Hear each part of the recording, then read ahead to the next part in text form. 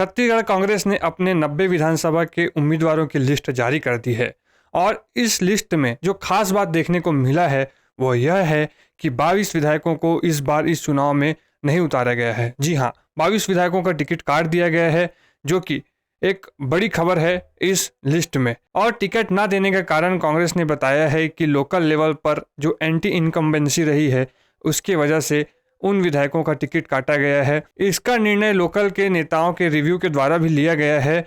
और हम आपको बता दें, इसी प्रकार 2013 में भी कांग्रेस ने 8 विधायकों का टिकट काटा था, लेकिन इस बार यह संख्या बढ़कर 22 हो गई है। और इससे ही एक मुद्दा निकल के आता है कि क्या हमें भीतरघात का भी मामला देखने को मिलेगा, और वे विधायक जिनका इस चुनाव में टिकट काटा गया है वे हमें किस रूप में, किस भूमिका में इस चुनाव में दिखते नजर आएंगे। इन्हीं सब मुद्दों पर हम आज आप सभी से चर्चा करेंगे। नमस्कार, मैं अनिकेत मानव, स्वागत है आप सभी का मुखर मितान जी न्यूज प्रेजेंट्स चुनावी चौपाल में। और आज हमारे साथ होंगे सुनील द्विवेदी जी, राजनीति के विश्लेषक और वरिष्ठ पत्रकार। तो चलिए करते हैं शुरुआत और लगाते हैं चुनावी चौपाल। जहाँ तो तक चलिए। बात है कांग्रेस की, तो कांग्रेस छत्तीसगढ़ में सत्ताधारी पार्टी है और बाहरी सीटें लेके 2018 के चुनाव में वे आए थे। और उस समय यदि 2018 की बात करें तो इन्होंने जो है 2013 से 2018 के बीच में जो 8 विधायक थे उनकी टिकट काटी थी। और उसके बाद में जो है हमने जैसे देखा कि वे 65-68 सीटें जो है कांग्रेस लेके आई। और इस बार फिर उन्होंने जो है करीब करीब जो 22 विधायकों को टिकट काटा है। और इन जो टिकट काटे इसमें बड़े बड़े नाम भी शामिल हैं, जिसमें हम देखते हैं कि प्रेम साय टेकाम है, चंद्रदेव राय हैं, सत्यनारायण शर्मा है, रिक्शन जैन, ममता चंद्राकर, ऐसे काफी बड़े, भुवनेश्वर बघेल, देवती कर्मा, ऐसे नाम हमने देखे हैं। जी। और इनमें जो है काफी लोगों के नाम उन्होंने काटे। और उसके बाद जो है नए लोगों को उन्होंने मौका दिया है। इसमें उन्होंने सामान्य वर्ग के यदि कहा जाए तो 15 लोगों को, दलित में 10 लोगों को, आदिवासी वर्ग के 33 लोगों को और 29 ओबीसी को मौका दिया है।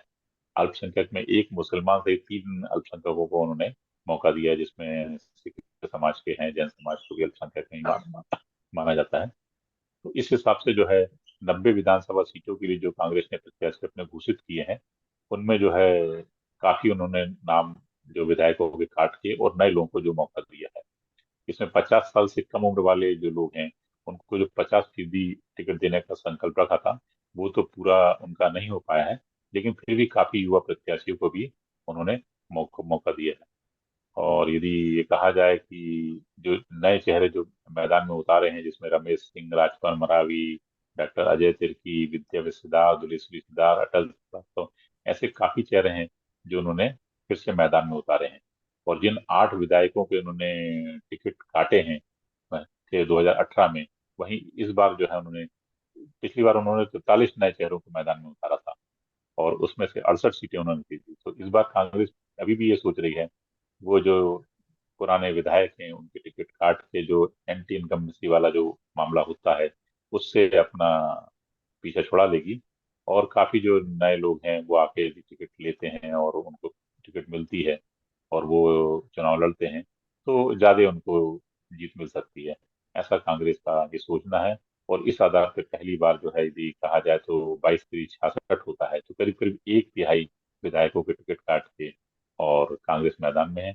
अब ये देखना होगा, समय ही बताएगा, 3 दिसंबर की तारीख ही बताएगी कि कांग्रेस अपने इस नए प्रयोग में कितना सफल हो पाती है। धन्यवाद। एक सवाल इसमें ये भी आता है सुनील जी कि जिनका टिकट काटा है, क्या वो उनके अगेंस्ट भी काम करते हुए दिखाई देंगे, या उनको इस बात बिल्कुल का। जी जी, बोलिए। इक्का दुक्का लोग ही ऐसे हो सकते हैं, है ना, जो कहा, जो जिनके यदि टिकट कट भी गए हैं और इसके बाद भी वो जो है, जो आने वाला जो प्रत्याशी है, जैसे शकुंतला साहू है, उनका स्टेटमेंट आया है कि जो दूसरे साहू को टिकट मिली है उनको जो है वो मेरे बड़े भाई तरीके हैं और मुझे कोई दिक्कत नहीं है कि उनको टिकट मिली। लेकिन इसके अलावा कहीं से किसी भी व्यक्ति का, किसी भी जो ऐसा प्रत्याशी, विधायक जिसका टिकट कटा हो, वो नहीं आया। बल्कि कई जगह तो निर्दलीय मैदान में है, कई जगह वो प्रत्यक्ष जो है मैदान में उतरेंगे और कांग्रेस को नुकसान पहुंचाने का प्रयास करेंगे। वहीं कई जगह जो है जो अप्रत्यक्ष रूप से जो आके और वो नुकसान करेंगे। और इससे निसंदेह आप एंटी इनकम से बच सकते हैं। लेकिन जो भीतरघात है कांग्रेस में, उसका खामियाजा तो भुगतना पड़ेगा।